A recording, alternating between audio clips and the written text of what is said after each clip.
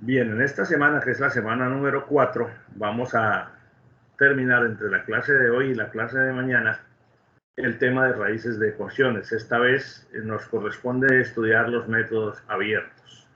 En las semanas anteriores estábamos viendo los métodos que corresponden a las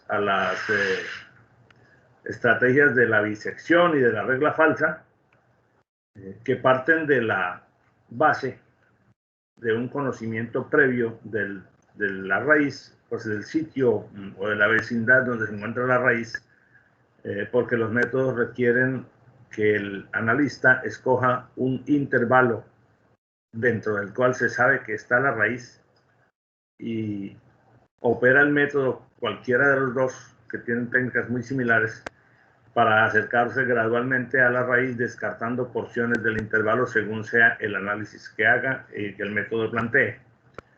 En este caso, esta semana vamos a hablar de los métodos abiertos, que a diferencia de los métodos cerrados, que como acabo de decir, siempre convergen si se escoge, si se hace el análisis correcto en el momento de seleccionar el intervalo de trabajo. Los métodos abiertos no necesariamente usan un intervalo de trabajo, sino un valor de partida,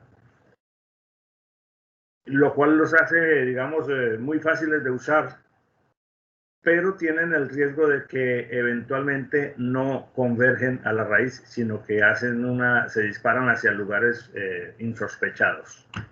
Entonces, son una alternativa diferente, no son ni mejores ni peores que aquellos, son solamente un enfoque distinto y vamos a mirarlos en las clases de hoy y de mañana. Una característica simpática de los métodos abiertos es que cuando ellos convergen, si se dan las condiciones de convergencia, el método encuentra la solución en muchas menos iteraciones que los métodos cerrados. Por lo tanto, suelen ser muy atractivos para trabajos en donde el método cerrado, es decir, la bisección o la regla falsa, obligue a hacer demasiadas iteraciones.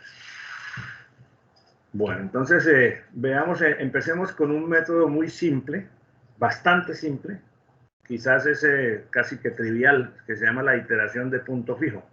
Iteración simple de punto fijo. Al llamarse iteración significa que es un método igual que los anteriores en el sentido de que es repetitivo, de que se aplica un criterio y sobre el valor encontrado se vuelve a aplicar el mismo criterio para encontrar la siguiente aproximación y así sucesivamente hasta que veamos que hubo convergencia porque el error porcentual relativo es menor que un límite dado, o hasta que nos demos cuenta que simplemente el método no converge porque los errores, en lugar de disminuir, están creciendo a medida que se hace una iteración tras otra. Bien, entonces ese método consiste en lo siguiente. Básicamente se trata de desarrollar una estrategia iterativa a partir de la fórmula de la función a la que le queremos encontrar la raíz, lo cual implica una cierta habilidad del analista para determinar en qué punto de partida va a arrancar. Al igual que en los métodos anteriores, una sugerencia que es casi una regla para el analista es tener una representación visual de la función que va a analizar, una gráfica de la función, y a partir de la gráfica, con su criterio y con su experiencia, escoger el punto de partida. Porque a veces depende de donde uno escoja el punto de partida, como veremos un poco más adelante, puede simplemente estar haciendo una elección incorrecta que evidentemente la gráfica se lo va a permitir analizar. Entonces, para aplicar la iteración de punto fijo, el método es bien sencillo. Como siempre se trata de resolver una expresión que tiene la forma f de x igual a 0, porque necesitamos encontrar los valores de x que hagan que la función sea 0, o sea, las raíces de f de x. Siempre podemos, a partir de esa expresión, reordenarla de tal manera que nos quede otra expresión distinta de esta forma, x igual a g de x, es decir, despejando una x de aquí, pasándola al otro lado, usando métodos algebraicos, sumando una x a ambos lados, en fin. Lo que se necesita es que si yo tengo el problema que tengo que resolver tiene la forma f de x igual a 0, yo haga una transformación puramente algebraica para que esa expresión se me convierta en x igual a g de x. Entonces, por ejemplo, si la función fuera x2 menos 2x más 3 igual a 0, pues simplemente x me quedaría como x2 más 3 sobre 2, y con esta expresión es con la que yo voy a trabajar. Si la función fuera, por ejemplo, seno de x igual a 0, yo no puedo simplemente pasar esta x para acá porque se sería un absurdo, pero puedo hacer esto. X igual a seno de x más x.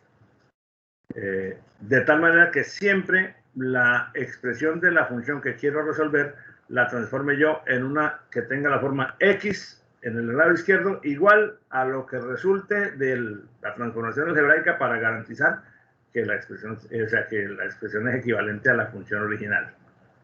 Porque esto es equivalente a esto, algebraicamente hablando. Gráficamente puede ser que esto tenga una forma y que esto tenga otra totalmente distinta, como es natural, pero vamos a ver que eso tiene una consistencia absoluta. Entonces, estas expresiones que yo acabo de tener aquí, entonces yo las puedo, estas expresiones que están aquí, vamos a poner esto como puntero, de pronto se ve un poco mejor. Estas expresiones, yo lo que busco es tener una expresión que tenga esta forma. Porque cuando yo tengo x igual a g de x, permítanme, me regreso un poco acá. Tengo x igual, este sería mi g de x, en este caso, este término, esto sería mi g de x, en este caso. Yo puedo entender que, o puedo asumir, puedo definir que esa es una expresión iterativa y entonces que yo puedo calcular a partir de un x inicial escogido por mí, aplico g en ese x inicial y eso me da un valor de un x que sería en nuestro caso el x en la siguiente aproximación. Entonces el x inicial sería mi punto de partida. Ahora vemos cómo se escoge ese punto de partida. Y al aplicar la función g de x en ese punto de partida me da un valor que es mi primera aproximación a la raíz. Ahora con ese valor, con este valor, lo vuelvo a meter aquí y me encuentro ahora el x sub i más 2 y así sucesivamente. Esta es la iteración de punto fijo. Es una iteración bien simple. ¿Cómo determino yo la validez de las aproximaciones? Bueno, porque la nueva aproximación con respecto a la anterior, yo le puedo extraer el error relativo porcentual con la fórmula que ya conocemos. Y ahí puedo saber si en la primera iteración el error medio de tanto por ciento, digamos, ponle tu 52%, y en la segunda iteración me dio 46%, y en la tercera me dio 25%, veo que el error está disminuyendo, tengo la sensación de que el método está convergiendo a un valor. Ahora, eso también lo puedo ver mirando los valores de x sub i más 1, de x sub i en general, porque el nuevo x sub i con respecto al anterior, al mirarlos al organizarlos en forma tabular, puedo ver si están convergiendo a un determinado valor. Con un par de ejercicios quizás lo podemos ver un poco más claramente. Si yo, por ejemplo, tuviera la tarea de encontrar la raíz de esta función, e a la menos x menos x. Entonces, como dije al principio, la mejor guía inicial es el soporte gráfico. Entonces, si yo grafico e a la menos x, voy a encontrar que la gráfica me va a dar una curva como esta que estamos viendo aquí, en la que se aprecia evidentemente que hay una raíz aquí, por aquí, entre 0 y 1. Bueno, está muy cerca, entre 0, 5 y 1, podría decir yo, porque es evidente que la gráfica me lo permite afirmar. Bueno, para ejemplo, tengo aquí entre 0 y 1, que es igual. Entonces, quiere decir que si yo quiero resolver encontrar esa raíz usando la iteración de punto fijo, entonces, como yo tengo la expresión f de x, que es este miembro de esta igualdad, igual a 0, la puedo reordenar para tener x igual a g de x. Y entonces tendría x igual a e a la menos x, porque bastaría con trasladar el x que está restando aquí al otro lado a sumar, y al cambiarlos de orden pues queda igual. Esta sería mi fórmula para iteración de punto fijo para este problema. Bueno, entonces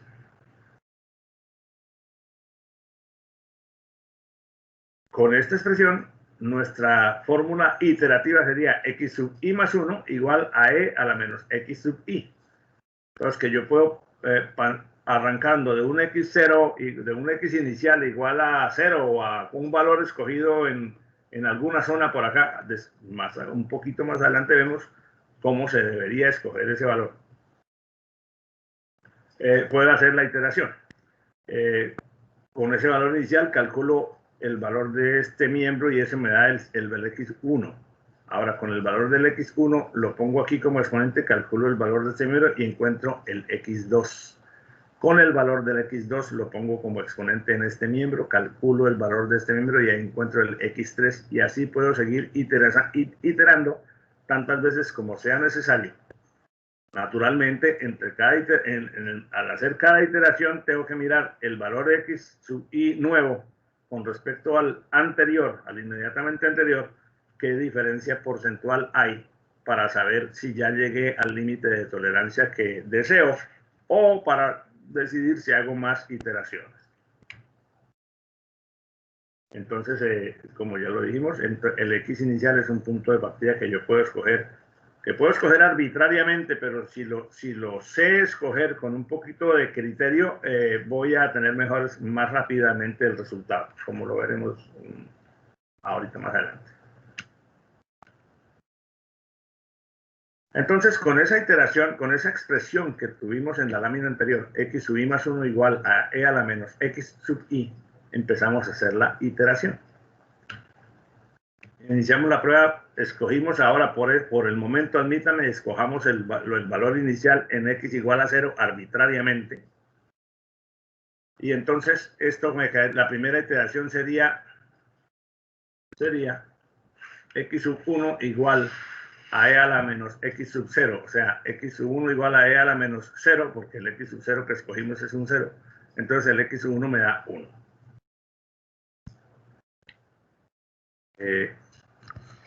X sub 2, entonces sería e a la menos x sub 1, o sea, e a la menos 1, o sea que este valor se pone aquí y ahora me da 0,367870. Este valor, que es el x2, la segunda aproximación a la raíz, tiene un error porcentual relativo con respecto al inmediatamente anterior, 0,367879,441 menos 1. ¿Por qué? Porque el x1 fue un 1. Siempre se toma que el x nuevo es el más cercano, entonces se toma como el 100%, por eso se toma el nuevo menos el anterior sobre el nuevo por 100 y me da 171%. 171%, esto debería dar como negativo o algo así, pero como es valor absoluto, pues da ese valor. Entonces, una cosa que debo precisar es que entre este x1 y el x sub 0 no tiene mucho sentido calcular el error relativo porcentual. Se puede hacer, pero pues como el x sub 0 fue escogido arbitrariamente, pues esa diferencia no nos da mucho significado. Pero los que están siendo calculados a partir del uso de la iteración de punto fijo en adelante, sí tiene esa obligación de hacer el cálculo del porcentaje de error relativo para saber si hay convergencia o no. Entonces, miren, con estas primeras dos iteraciones, empezando en 0, la primera aproximación me dio 1. Con la aproximación en 1, la siguiente me dio 0,3678, que es el valor del x sub 2, con un error del 170 y pico %. Si hago más iteraciones sucesivamente, voy a encontrar esto.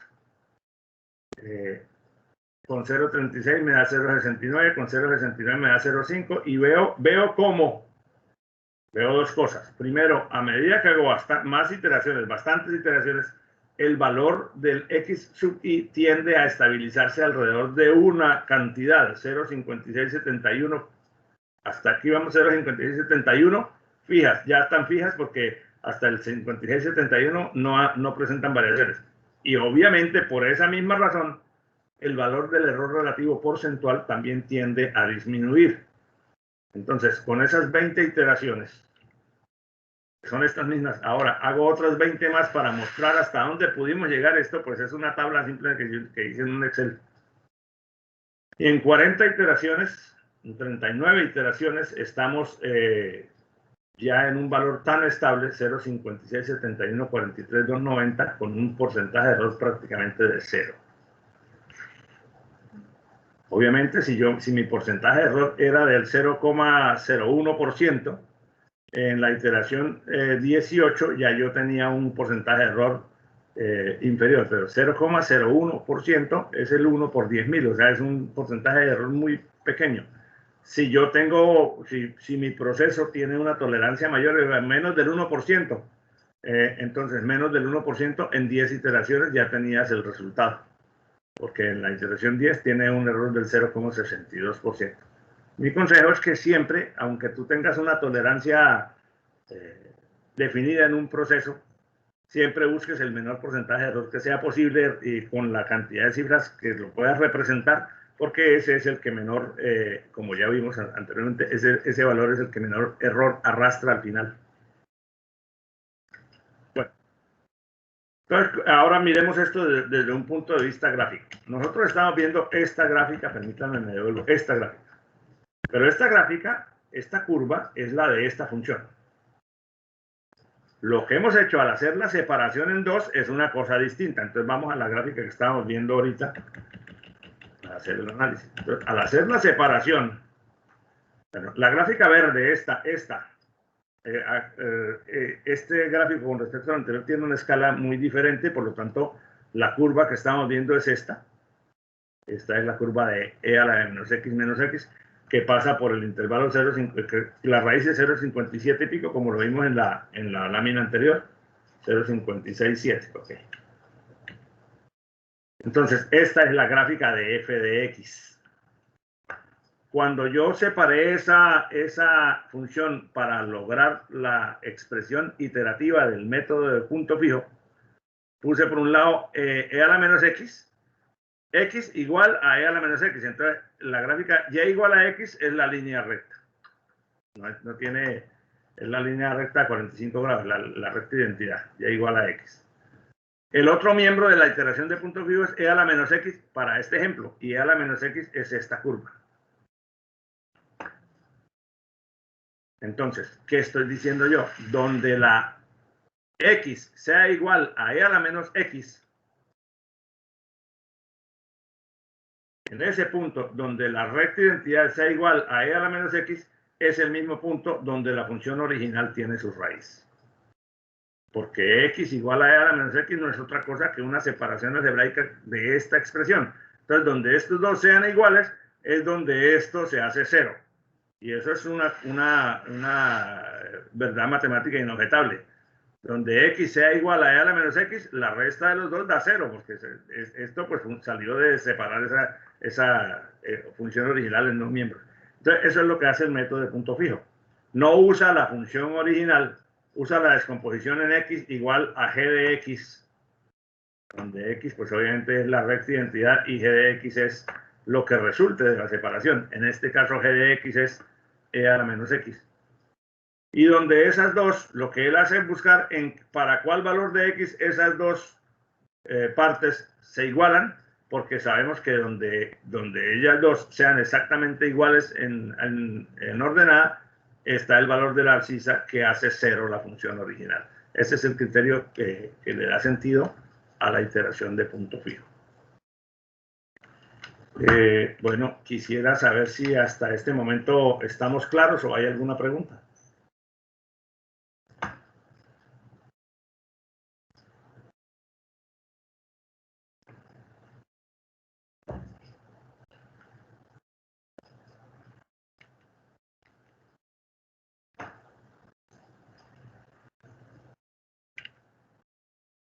Ninguna pregunta entonces, ok.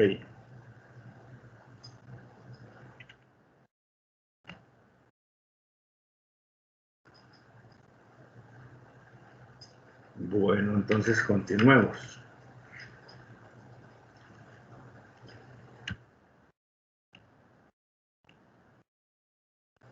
Entonces, para ver un poco cómo es el comportamiento de esto, cuando uno arranca en x igual a 0, el x sub i más 1 le da 1. Llega hasta esta altura. Ahora, tomando ese valor como X, o sea, tomando ese 1 como X, calculo el X sub i más 1. Entonces, el X sub i más 1 me llega hasta aquí, que me dio 0,3678. Está. Tomando ese valor como X, ahora llego hasta aquí, que me da 0,6922. Entonces, fíjense ustedes que pues este es un análisis puramente gráfico. Lo que el método hace es como una especie de, en este caso, una especie de espiral, donde empiezo en este valor inicial, este es el siguiente, este es el siguiente, este es el siguiente, ahora este es el siguiente, y ahí puedo seguir iterando, y a medida que él va cerrando la espiral, se va acercando cada vez más hasta el punto donde x igual a g de x, es decir, el punto donde se encuentra la raíz de la función original. Cuando converge, el método hace un comportamiento como este. Entonces, repito. Aquí tengo entonces x, la recta x, y igual a x, y la función g de x, que en este caso es e a la menos x. Con un valor arbitrario escogido inicialmente como valor inicial de 0, g de x me da 1. Ahora, con ese valor como x, entonces g de x me da 0,367, que es esta altura. Pero ahora, con ese valor de x, miro cuánto me da g de x y me da 0,6922, 0,60 y pico, 69 algo. Tomo ese valor como x, 0,69 algo, para calcular el nuevo g de x, que me da 0,50, 0 algo. Ahora, con ese valor de x, voy hasta g y me dice 0,60 y algo, 0,60, 62, y así sucesivamente. Entonces, fíjense que el juego es simple, es una iteración, como el método se llama así por eso, porque es muy simple, simplemente y arranque con un valor inicial de x, itere, y lo que le deje lo tomas como nuevo x, y eso lo metes en g, y lo que te dé es el nuevo x, y así sucesivamente. Puede haber varias cosas, varios casos, y puede haber situaciones en las que la convergencia no sea como la acabamos de ver en el ejercicio anterior. Ejemplo, aquí tengo, son unos ejemplos donde voy a plantear distintas posibilidades de x contra g de x, o sea, ya hecha la separación del método. Entonces, si yo tengo, por ejemplo, una forma como esta, y arranco en un valor x inicial, digamos por aquí, esta altura me lleva al siguiente x. Recuerden que, ¿por qué me lleva al siguiente x? Porque esta es la recta identidad, y la altura y es el mismo valor de x para todos los puntos de la línea roja. Entonces, con esta altura encuentro el siguiente x. Esa altura, con ese x, calculo g de x, y ahí me lleva al siguiente x. Calculo nuevamente g de x, y ahí me llega al siguiente x, y entonces vean ustedes que el x0, el x1, x2 y x3 están cada vez más cercanos a la raíz. El siguiente va a estar muy cercano por aquí, va a ser prácticamente estar sobre la raíz. Entonces, en este caso hay convergencia. Pero hay unos casos en este caso, como en el anterior, hay convergencia, pero hay unos casos en los que no hay convergencia, que los quiero ver aquí. Pero este se ve claramente que converge. En este método, en este caso, por ejemplo, si yo arranco con un x inicial por acá, entonces calculo g de x, y eso me da el nuevo x. Entonces, ahora, en este x calculo g de x, y esto me da por allá, y cada vez veo que se me está yendo. Y el siguiente, si esta curva g de x sigue subiendo así como aparece, el siguiente valor va a ser descontrolado. Entonces, en este caso, no hubo convergencia, porque yo necesitaba encontrar a dónde estas dos curvas se hacen iguales. ¿De acuerdo? si yo hubiera empezado el x sub 0 por acá, llego a g de x y él me lleva a este x por acá, este me lleva por acá, este me lleva por acá, y así no va a haber convergencia hacia esta raíz, de pronto va a haber hacia esta. Entonces, porque en esta zona la línea g de x tiene una característica, y a partir, digamos, de por acá en adelante, la línea g de x tiene otra característica, y es la variación de su pendiente, como lo vamos a ver a continuación. Entonces, en este caso no hay convergencia. Hay otros casos, como por ejemplo, un caso como este, donde al empezar en un determinado punto, calculo el g en x sub 0 para encontrar el x1. Ahí lo tengo. Ahora calculo el g en x1 para encontrar el x2, y ahí lo tengo. Ahora calculo el g en x2 para encontrar el x3, y aquí está. Y como se puede ver, si sigo iterando, x0, x1, x2, x3, x4, x5 van a estar cada vez sucesivamente alejándose por derecha o por izquierda del sitio donde yo quería llegar. Por lo tanto, en este caso, el método tampoco hay convergencia. Entonces, viendo los tres casos que vimos hace un momento, cuando la derivada de g de x es menor que 1, es decir, cuando la curva g de x tiene una pendiente menor que la de la recta identidad, el método converge. Entonces, si la magnitud de la pendiente de la curva g de x es menor que la pendiente de la recta identidad, o sea, menor que 1, se puede asegurar que el método de iteración de punto fijo converge. Y esto está demostrado matemáticamente. No vamos a exponer aquí la demostración porque pues, no aplica para este caso. Pero ustedes pueden ver en el libro de Chapra, en el cuadro 6.1 está la demostración exacta de esta aseveración. Entonces, volvamos a las láminas anteriores.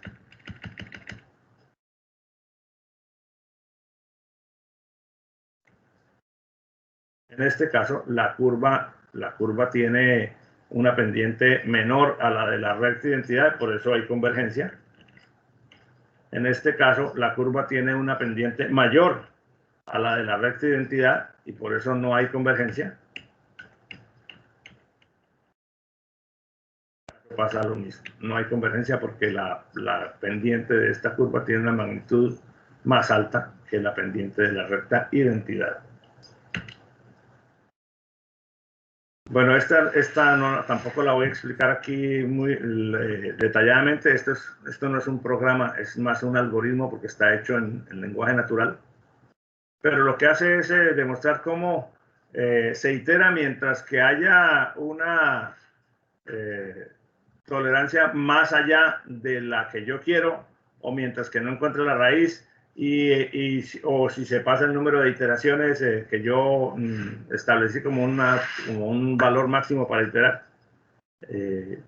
Básicamente, aquí lo único que se cambiaría es la función, el g de x, el f de x y el g de x, para ir calculando. Pero entonces el g de x y el f de x tienen que estar metidos en alguna parte, o son digamos, como dos funciones que este programa principal llamaría.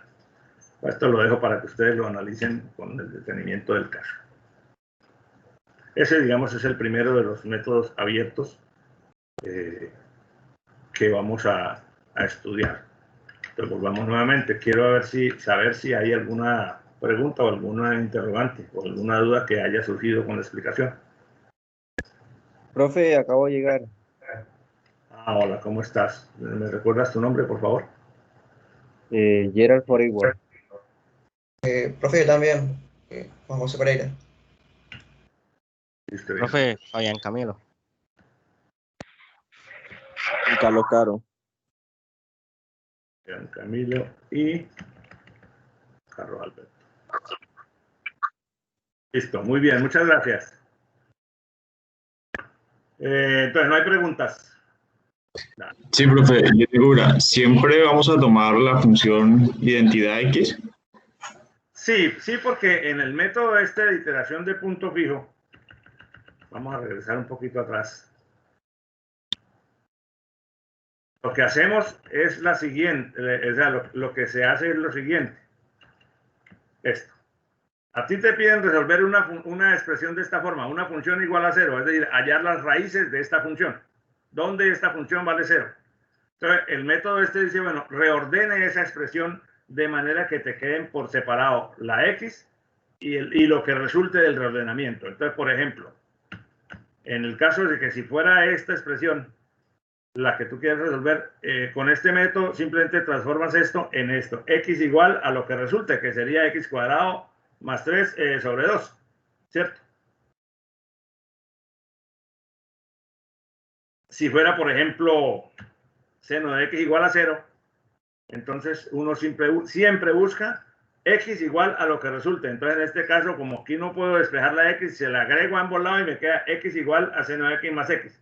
Entonces, por un lado tengo la x, que es la que dibujamos como recta identidad. Por otro lado tengo una función que es la que hemos denominado g de x, esta que como se muestra aquí. Y entonces, donde x sea igual a g de x, es decir, donde la recta identidad se cruce con la gráfica de esta expresión, está el valor que hace que f de x sea igual a 0. Entonces, siempre vamos a usar la recta identidad. Pues porque digamos, es por definición del método. ¿Ok? Profe, yo tengo una pregunta. Para ordenar la ecuación hay que despejar, o sea, tienen que quedar despejadas. Esa es la pregunta, a ver. O sea, explica un poco mejor. O sea, para poderla graficar o ordenarla, tienes que despejarla o sea, dejarla en una sola función. En X o en Y. No. Si tú tienes aquí lo que pasa es que esto está escrito en forma general, f de x igual a 0, pero f de x puede tener toda la terminología que sea necesaria según sea el problema. X cuadrado más 2 cuartos de más un tercio de e a la menos x por logaritmo, lo que sea. Ajá. No sé. Entonces, este método dice, bueno, en lugar de resolver f de x igual a 0, transforme esa igualdad en una que sea de la forma x igual a g de x. Obviamente este g de x va a ser distinto a este porque le falta un término, o sea, o porque es un despeje algebraico. Entonces, por ejemplo, si tu expresión f de x, esta, fuera seno de x, entonces para transformarla, para volverla en la forma que el método nos exige, lo que hicimos fue esto. Agréguele una x a un lado para que me pueda quedar la x sola al otro lado. ¿Ya? Sí. Si tu expresión te permite despejar la x fácilmente, pues la despejas. Como es en este caso. Como en este caso, exactamente, que despejan el 2X. Pero hay expresiones en las que tú no puedes despejar una x fácilmente, entonces simplemente se la sumas a ambos lados. Ya. Pero siempre que te quede de la forma x igual a lo que resulte del despeje, y ese término es que llamamos g de x. Sí, siempre tiene que dar solita la función. La X. La X. Ok. La X es la que tiene que quedar solita. Y al otro lado de la igualdad queda lo que resulte del despeje o de la suma, como lo hayas pero tiene X igual a lo que resulte del despeje. Exacto. Listo. Entonces, ¿qué pasa? Que cuando ya tú tienes las dos curvas, mira, por ejemplo, en este caso, la función original era e a la menos x menos x. Ese era el problema a resolver. Donde esto se hace 0. Pero al separarlo me quedó x en un lado y en el otro lado e a la menos x. Entonces, fíjese, esta verde, esta curva, es la función original. La azul es la recta y igual a x, esta que está aquí. ¿Cierto? Esta, la azul. Y la roja es el otro término, x, e a la menos x. Entonces, donde la azul y la roja sean iguales, donde ellas sean iguales, la original será 0. ¿Por qué? Porque si estos son iguales, esta diferencia vale 0. O sea, porque esta separación salió de aquí arriba. Entonces es simple. Pero con la expresión de la forma x igual a g de x, es decir, x para este ejemplo sería x igual a e a la menos x, yo puedo hacer la iteración arrancando de un valor inicial. Tal como ya se explicó.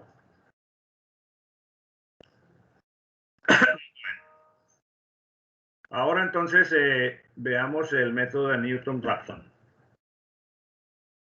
Este es un método, tal vez el más famoso de los métodos de determinación de raíces. Tal vez el más ampliamente usado en el mundo. En este caso, lo que dice el método es lo siguiente: escoja un valor inicial. Si usted necesita resolver una ecuación de la forma f de x igual a 0, entonces escoja un valor inicial y en ese valor inicial trace la tangente a la curva f de x. Ya nosotros sabemos que la tangente de la curva es la derivada. Pero entonces, imagínenselo desde un punto de vista gráfico. Ahora lo mostramos. Usted tiene una función cualquiera. Escoge el punto que tiene una raíz, obviamente, porque si la función no tiene una raíz, no estás resolviendo el problema de f de x igual a 0. Es una función, o sea, necesitas encontrar dónde está la raíz. Entonces, en un punto cualquiera de la curva, cualquiera, póngalo entre comillas, porque ya vamos a ver también que es bueno, que es necesario tener cierto grado de olfato para escoger el punto inicial de la mejor forma. Pero el método en ese escoja un x inicial. En ese x trace la tangente de la curva. Donde la tangente de la curva, en ese x inicial, corte al eje x, ahí está su siguiente aproximación. Ahora pásese para ese valor y ahí trace nuevamente la tangente de la curva. Donde la nueva tangente corte al eje x, está su siguiente aproximación. Y así sucesivamente. Algo como esto. Si yo tengo esta función y escojo un valor x inicial,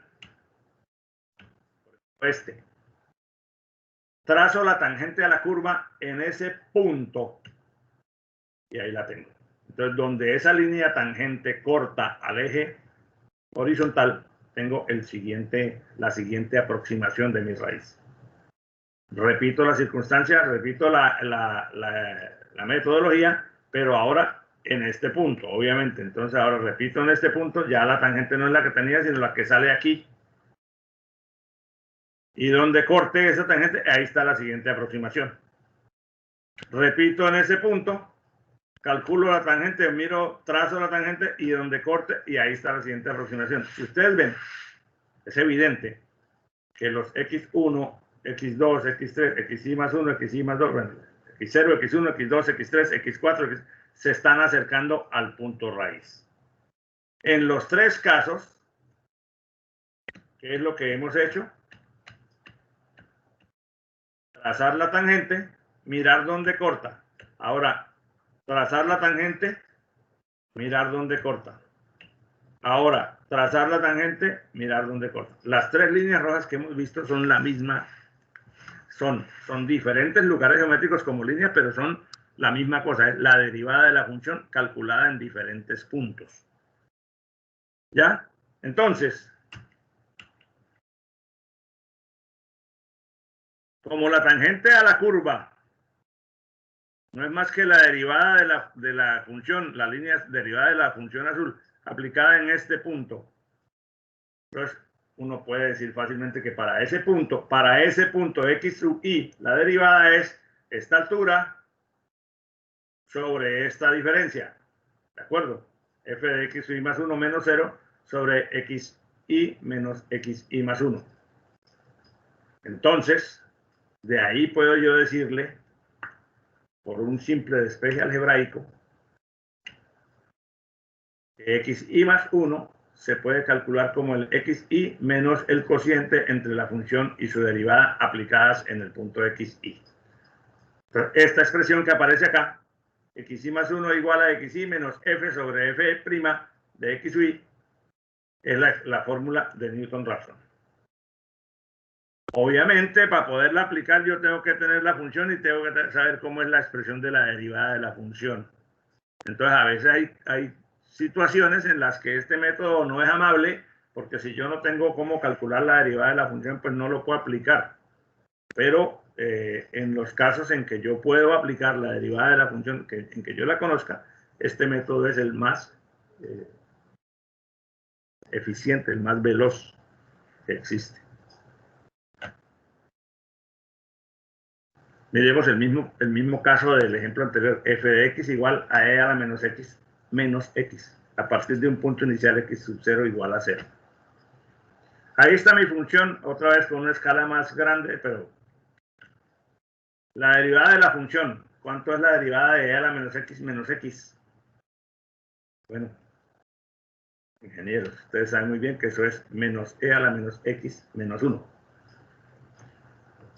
Chévere, porque en este caso la función que tengo que resolver le puedo calcular la derivada fácilmente. Si no lo puedo encontrar, no puedo aplicar la fórmula de Newton-Raphson.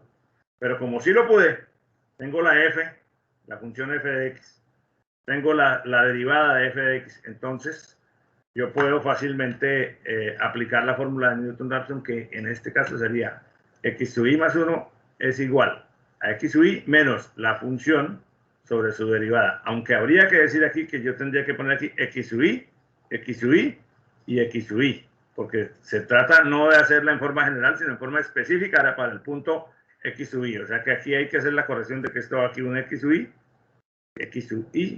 y x sub i. ¿Ok? Entonces ahora, teniendo ya la expresión de Newton-Raphson, como la tenemos ahí, pues simplemente calculo. Y encuentro que con una x inicial de 0, la fórmula de Newton-Raphson me dio 0,5. Con x inicial de 0,5, es decir, pasando el anterior como nuevo x sub i, me da 0,566. Con ese valor me da 0,567. Y fíjate que en una tercera iteración ya tengo un error de 0,00002%, o sea, un error minúsculo. En la cuarta iteración, ya con esta cantidad de decimales, el error da el 0%. ¿Cuántas iteraciones habíamos hecho en el anterior? Bueno, bastante más que 4. Creo que en el caso más simple que analizamos eran como 16 o 17, pero llegamos hasta 40 para llegar a un error del 0 absoluto. Sin embargo, el método de Newton-Raphson es un método que, por muy eficiente y muy veloz que sea, tiene casos en los que no hay convergencia cuando uno escoge equivocadamente o cuando uno escoge de una manera ligera el valor inicial.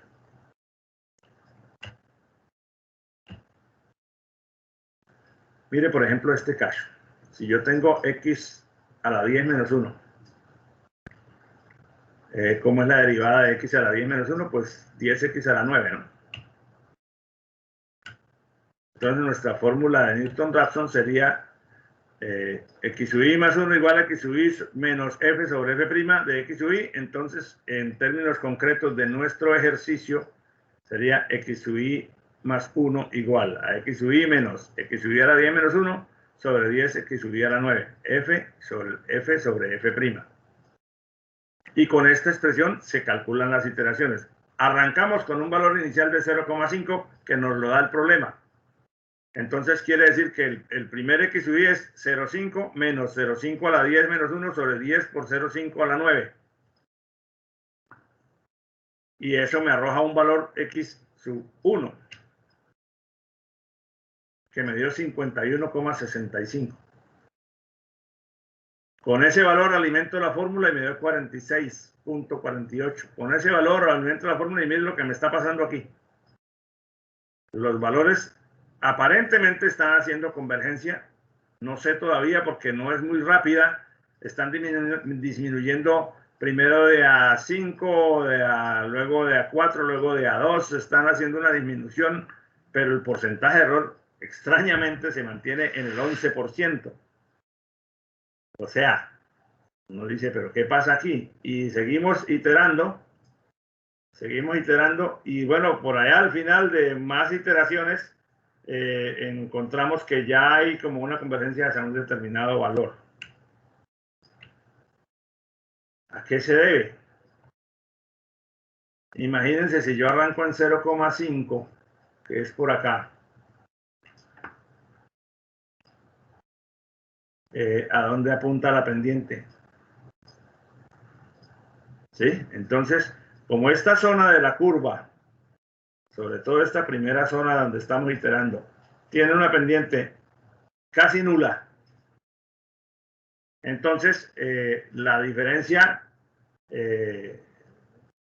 no se puede apreciar porque la pendiente, esta pendiente es donde corta la curva, por allá no tenemos la escala suficiente para verlo, pero apenas empieza a rondar por esta zona, pues la pendiente empieza a acercarse más, a apuntarle al valor alrededor de donde está, de donde debemos, al que se le debe apuntar realmente, al que esperábamos que encontrara. Entonces, en esos casos, pues hay casos, ¿no? En esos casos, hay casos como ese, donde el método puede no tener una convergencia razonable. Hay casos como este, por ejemplo, donde aquí alrededor de la raíz está un cambio de curvatura, un punto de inflexión, porque aquí tenía una curvatura hacia abajo y aquí lo tenía hacia arriba. Si yo arranco en este X sub 0, por ejemplo, tiro la pendiente, el método de Newton-Raphson me dice, bueno, calculo la pendiente me lleva hasta aquí. Y aquí está el X sub 1. Ahora en este X sub 1, calculo la pendiente, me lleva hasta por acá. Ahí está el X sub 2. En X sub 2 calculo la pendiente, me va a llevar quién sabe a dónde por allá, entonces el X sub 3 va a estar cada vez más lejano. El X4, y dependiendo de cómo sea la curva por allá en esa región, y de cómo sea la curva por allá más adelante, yo no tengo manera con esta visual que tengo en este momento, no tengo manera de predecir si en algún momento va a tener convergencia. Entonces, como estos métodos están orientados a que tú los puedas implementar en un programa o en una herramienta computacional, pues evidentemente el programa que hagas tiene que tener alguna protección contra esos casos, y después de un cierto número de iteraciones sin convergencia, o después de un cierto número de iteraciones donde el porcentaje de error se comporta erráticamente, el programa debe incluir alguna función o alguna parte del código que determine que ese comportamiento significa que para la función que se está evaluando no hay convergencia con el método de Newton-Raphson. Entonces el programa tiene que tener esos ingredientes adicionales. Creo que por ahí alguna lámina más adelante lo dice. Otro caso que nos puede dar dolor de cabeza es cuando yo quiero buscar esta raíz, pero escogí el X inicial en un punto donde la pendiente me lleva por acá. Entonces el X1, la pendiente me lleva por acá hasta el X2. El X2, la pendiente me lleva por acá al X3. El X3, la pendiente me lleva por acá al X4. El X4 me disparó por acá a no sé a dónde. Es posible que por allá, digamos, la pendiente de curva me trajera para acá, y entonces aquí ya empiezo a oscilar alrededor de la raíz.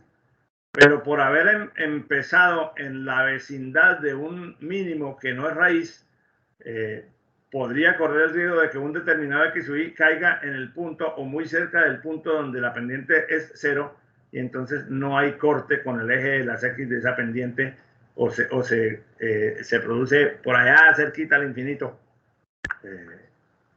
Y simplemente lo que sucedió es que no es que el método no funcione, sino que escogí el X inicial en un sitio inconveniente. Naturalmente, pues en la medida en que uno pueda escoger el X inicial en la vecindad de la raíz, y bueno, y analizando la curvatura para que no se nos presenten comportamientos como este, pues puede obtener un mejor resultado. Casos como este, por ejemplo, donde evidentemente, si yo quiero apuntarle a esta raíz, por ejemplo, pues no tiene mucho sentido que yo escoja este valor inicial por allá tan lejos, porque entre ese valor inicial y la raíz que yo quiero determinar hay dos raíces más. Y además pueden ocurrir casos como este, que bueno, este caso, que yo el X inicial aquí, escogido en este punto, no me llevaría hasta acá, me llevaría, si lo escojo preciso en la cresta de la curva, donde la pendiente vale 0, nos fregamos porque la fórmula de Newton-Raphson da indeterminado, porque la derivada, que es el denominador, da 0. Entonces, eso hay que tenerlo en cuenta en el momento de escoger los valores. Pero si yo lo escojo por acá y él la pendiente me trae por acá a un sitio en donde también la pendiente del nuevo X sub I tenga un valor que me pueda causar un descontrol, me puedo estar disparando para los lados sin estarle apuntando realmente a la raíz que yo quería. Si yo quería esta raíz, escoja un sitio por acá donde la derivada le apunte cerca, porque en ese punto cercano, permítanme, si yo escojo de aquí, la derivada me apunta por aquí cerca, en ese punto cercano la derivada me va a apuntar por acá, y en este punto me va a apuntar cada vez más cerca a la raíz.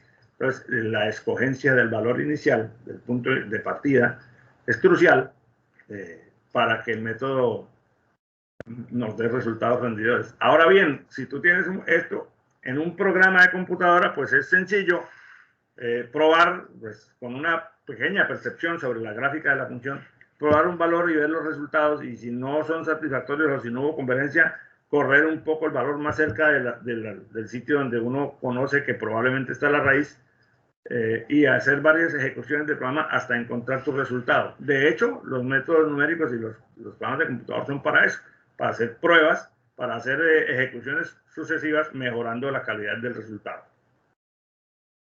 Bueno. Si eventualmente en el camino se nos atraviesa, bueno, esto ya lo dijimos, se nos atraviesa un punto donde la pendiente sea cero, se fregó el método, porque para ese X o Y no se puede aplicar la fórmula de Newton-Raphson, dado que su denominador sería nulo, y entonces da una indeterminación.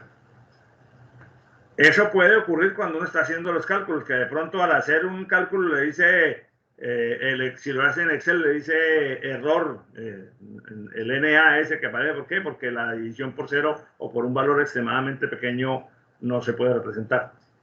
Hay que estar atentos a eso, y por eso repito lo que dije desde el principio: la mejor herramienta auxiliar, además del método, es la gráfica de la función, porque la gráfica te permite desarrollar el criterio para escoger adecuadamente el valor inicial, minimizando el riesgo de que sucedan estos casos de no convergencia. Finalmente, entonces, cuando vas a implementar el programa, tienes que es recomendable incluir un límite máximo de iteraciones para prevenir los casos en que no hay convergencia, y verificar en cada iteración, antes de hacer el cálculo, que la derivada en el valor que vas a usar no sea igual a cero, porque si no haces esta verificación al aplicar la fórmula de Newton-Raphson, el programa se te puede reventar con un error en tiempo de ejecución, debido a que le dio una división por cero. Entonces, cuando esta verificación se incluye dentro del código antes de hacer el cálculo del siguiente X sub I, puedes decidir, el programa puede decidir si hace la iteración o simplemente le dice al usuario, ¿sabe qué? No hay convergencia. ¿Por qué? Porque dio un X, da una división por cero, o va a dar una división por cero. Pero ya son, digamos, como trucos o cosas que se pueden incluir dentro del programa para hacerlo mejor. Nos queda por ver un método más, que es el método de la secante, pero dado que el tiempo se nos ha agotado, este método lo abordaremos completo el día de mañana, pues porque no, apenas alcanzaríamos a mencionarlo. Bueno, no sé si alguien desee intervenir o preguntar o decir algo. Profesor, Señor. usted en la clase pasada nos había dicho que íbamos a dar el método de la búsqueda incremental. Ah, sí, pero bueno, mañana lo incorporamos. Yo lo había dicho y metí las láminas de la siguiente semana, pero omití ese detalle. Déjame, yo lo reviso y mañana lo miramos.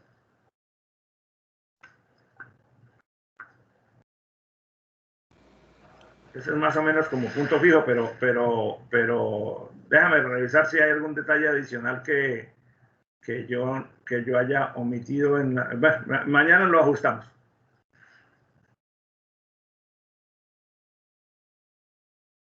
Bueno, ¿quién más? Ya estamos todos completos. ¿Hay alguien que no haya registrado en la lista? Ah, Camilo Andrés. Ok. Ibrahim no vino hoy. Vamos a mirar. Sí, está claro. Bueno, señores, entonces nos vemos el día de mañana. Le agradezco mucho su amable atención el día de hoy. Y como siempre, les reitero que estoy totalmente a su disposición para cualquier consulta en cualquier momento. Entonces, bueno, que estén muy bien, que tengan un feliz día.